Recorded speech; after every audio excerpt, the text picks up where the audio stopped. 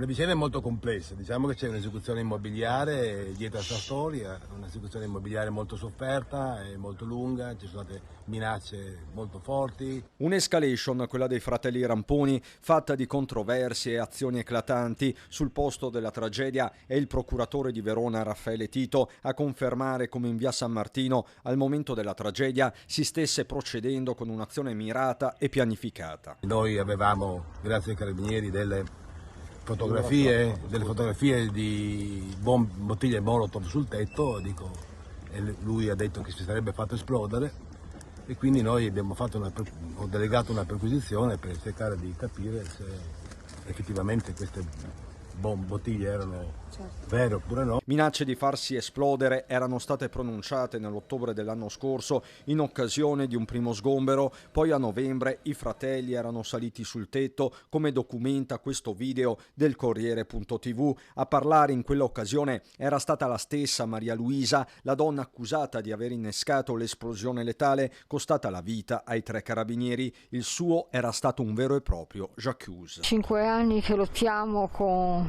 avvocati che si sono venduti, ci hanno rovinato, c'è restato solo la casa, anche quella ci vogliono portare via. Queste dunque le dichiarazioni rilasciate al Corriere, che ora hanno un peso specifico. La famiglia, che in passato avrebbe gestito anche un'attività nel Mantovano, stava attraversando anni di estrema difficoltà. Non solo, uno dei fratelli doveva anche far fronte a delle spese legali dopo aver causato con il suo trattore 13 anni fa un incidente mortale. Li vedevo quando passavo in bicicletta, che accudivano lì il bestiame, ma si vedeva che era in uno stato pietoso, insomma, tutti sporchi, tutti, non so come faceva a vivere, tra l'altro. Lavoravano spesso di notte i fratelli Dino e Franco Ramponi, mentre Maria Luisa stava prevalentemente in quel casolare che non abbandonava mai. Loro erano in attesa dei servizi sociali, capisci?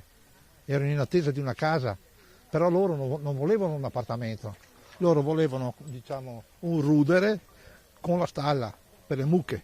Bestiame che nelle scorse ore è stato portato via mentre sono proseguite le operazioni di bonifica delle bombole e delle Molotov ritrovate, fatte brillare nel pomeriggio. Quella di Casteldazzano è una tragedia, ma non è un fatto imprevedibile. Ogni carabiniere ogni giorno sa che potrà accadere. La nota di Pianeta Sindacale Carabinieri. Intanto in paese qualcuno fa intendere che la tragedia era in qualche modo annunciata. Poteva anche succedere, perché sai, quando delle persone non hanno più niente da perdere. Era gente che non voleva affari con nessuno. Più che mi dispiace sono quelle 3 famiglie lì.